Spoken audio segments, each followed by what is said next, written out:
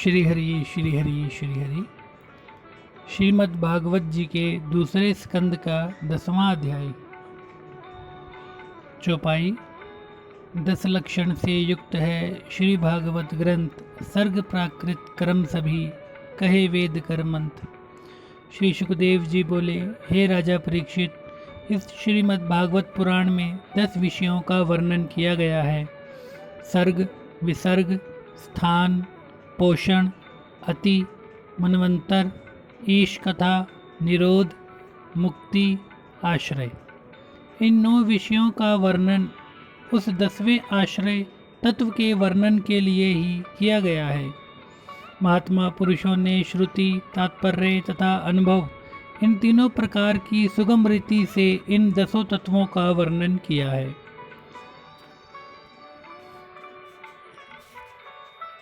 पंचभूति पृथ्वी, आकाश, जल, अग्नि तथा वायु हैं तथा उनकी तन्मात्राएं, इंद्रियां, अहंकार एवं महतत्व आदि की उत्पत्ति को सर्ग कहते हैं। विराट पुरुष के द्वारा उत्पन्न किए हुए ब्रह्मा से जो अनेक प्रकार की सृष्टि रची जाती है उसको विसर्ग कहते हैं। नाशवान सृष्टि को एक मर्यादा में स्थिति करने में जो विष्णु भगवान की महत्ता प्रकट होती है उसको स्थान कहते हैं। अपने भक्तों पर कृपा करके सृष्टि के पालन पोषण तथा वृद्धि को पोषण कहते हैं। शुद्ध धर्म के अनुष्ठान तथा प्रजा पालन आदि कर्म जो मनवंतरों के अधिष्ठाता करते हैं उसको मनवंतर तत्व कहते हैं। प्राणी अपनी वासनाओं से जो कर्म बंधन में बंधते हैं वे वासनाएं अति कहलाती हैं। भगवान के अवतारों की कथाएं तथा उनके भक्तों के चरित्र ईश कथा कहलाती हैं। प्रलय काल के पश्चात जब भगवान अपनी योग निद्रा को स्वीकार करते समय संपूर्ण जीवों को तथा सृष्टि के संपूर्ण तत्वों को अपने में लीन कर लेते हैं उसको निरोध तत्व कहते हैं। कर्तापन तथा भोक्तापन तथा अपनत्व रूपी अज्ञान को दूर करके सच्चिदानंद घन परमात्मा में ही लीन हो जाना मुक्ति कहलाता है। हे राजा परीक्षित, जिस तत्व के द्वारा इस सृष्टि की उत्पत्ति और प्रलय होती है उसी तत्व को परम ब्रह्म आश्रय तत्व कहते हैं। वही परमात्मा नाम से शास्त्रों में वर्णन किया गया है।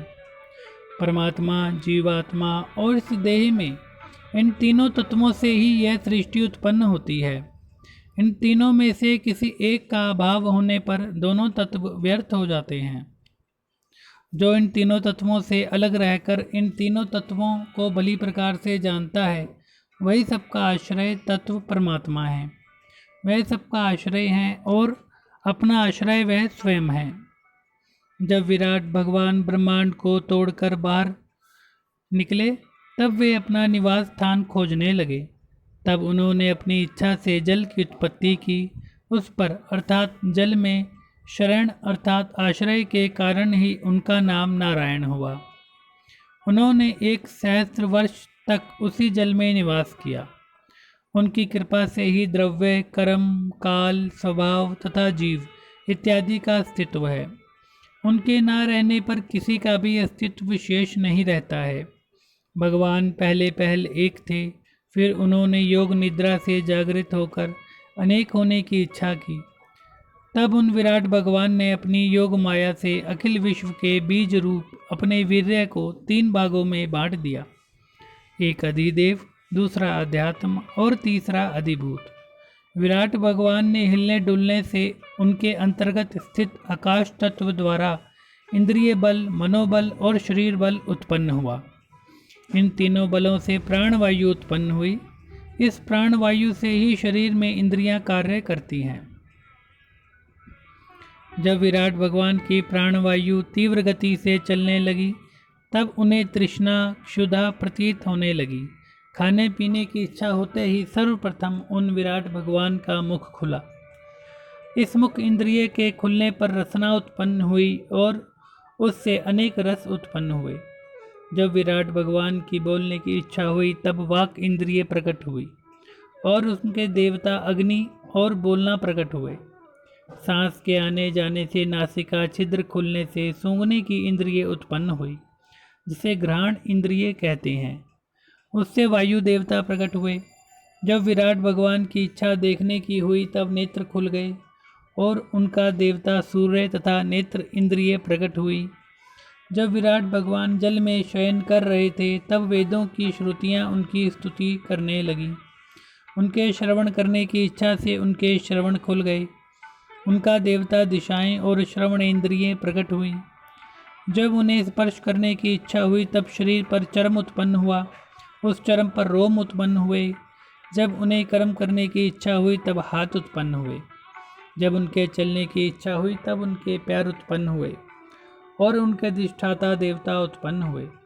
जब उनकी इच्छा सृष्टि रचने की हुई तब वीर्य उत्पन्न हुआ और उसके अधिष्ठाता देवता तथा लिंग उत्पन्न हुए।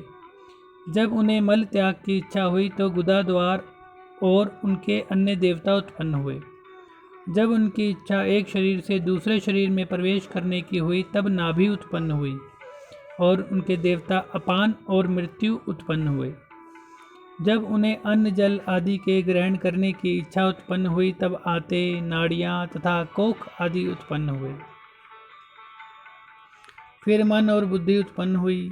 मन का देवता चंद्रमा जी उत्पन्न हुए। पृथ्वी जब और तेज से उनके शरीर में त्वचा, चर्म, मांस, रुधिर, मेदा, मज्जा तथा अस्थि ये सातों धातुएं उत्पन्न हुई। आकाश, जल तथा वायु तत्व से प्राण उत्पन्न हुए। इन संपूर्ण इंद्रियों की उत्पत्ति का कारण अहंकार है तथा मन से संपूर्ण विकार उत्पन्न होते हैं और बुद्धि से ज्ञान उत्पन्न होता है। श्री सुखदेव जी बोले, हे राजा परीक्षित, मैंने तुम्हें विराट भगवान के स्थूल शरीर का वर्णन सुनाया। यह स्थूल रूप पृथ्वी, जल, अग्नि, वायु, आकाश, 5 तत्व, अहंकार, महतत्व तथा प्रकृति इन 8 आवरणों से ढका हुआ है। इस स्थूल शरीर से परे भगवान का सूक्ष्म रूप है। यह सब रूप नित्य, आदि, मध्य, अंत से रहित तथा निर्विशेष और अव्यक्त है। वहाँ तक मन और वाणी भी नहीं पहुँच सकते हैं। हे राजा परीक्षित, भगवान के स्थूल और सूक्ष्म, जिसे व्यक्त और अव्यक्त कहते हैं, अपनी माया शक्ति से प्रकाशित होते हैं। अतः परमात्मा के वास्तविक स्वरूप को जानने के लिए योगी जन इन दोनों में से किसी भी स्वरूप को ग्रहण नहीं करते हैं।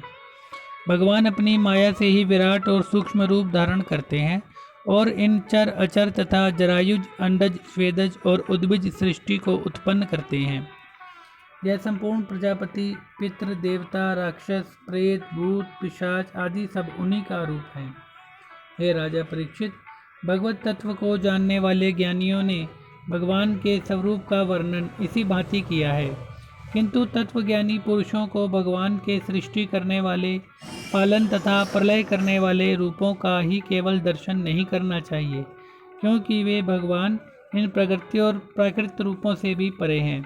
इस स्थूल स्वरूप का वर्णन इसलिए किया जाता है कि जो अज्ञानी पुरुष अपने को तथा परमात्मा को कर्ता मान बैठे हैं, उनकी यह भावना दूर हो जावे, क्योंकि यह कर्तापन भगवान की माया के द्वारा ही प्रकट होता है। वे शुद्ध स्वरूप भगवान उस माया से भी परे हैं। वे जितने अवतार रूप और अपने स्थूल शरीर को धारण करते हैं, वह सब माया तक ही सीमित है, किंतु वे माया से परे होने के कारण उन सब से परे हैं। उनका ब्रह्म स्वरूप दूसरा ही है, जिनकी खोज तत्वज्ञानी व योगी जन करते रहते हैं। सृष्टि की रचना, कर्म सब कल्पों में एक सी ही है। केवल अंतर इतना ही है कि महाकल्प के आदि में प्रकृति तथा महतत्व आदि सभी उत्पन्न होते हैं, क्योंकि कल्प के आदि में प्रकृति सृष्टि स्थिर रहती है, वह नष्ट नहीं होती है। इसलिए केवल चराचर प्राणियों की नवीन सृष्टि रची जाती है। हे राजा परीक्षित, मैं अब तुमसे काल परिणाम तथा कल्प मनवंतर आदि का वर्णन करूँगा। अब तुम पद कल्प का वर्णन सुनो। शौनक जी बोले, हे सूत जी, आप हमें बताइए कि विदुर जी और मैत्रेय जी का क्या संवाद हुआ तथा मैत्रेय जी ने किस तत्व का वर्णन किया। सूत जी बोले, हे शौनक जी, जो प्रश्न आपने किया है वही प्रश्न राजा परीक्षित ने श्री सुखदेव जी से किया था। तब उन्होंने जो उत्तर राजा परीक्षित को दिया था वही मैं आपके सन्मुख वर्णन करता हूँ। आप लोग ध्यानपूर्वक सुने। इति श्री द्वितीय स्कंद संपूर्ण। श्री हरि श्री हरि।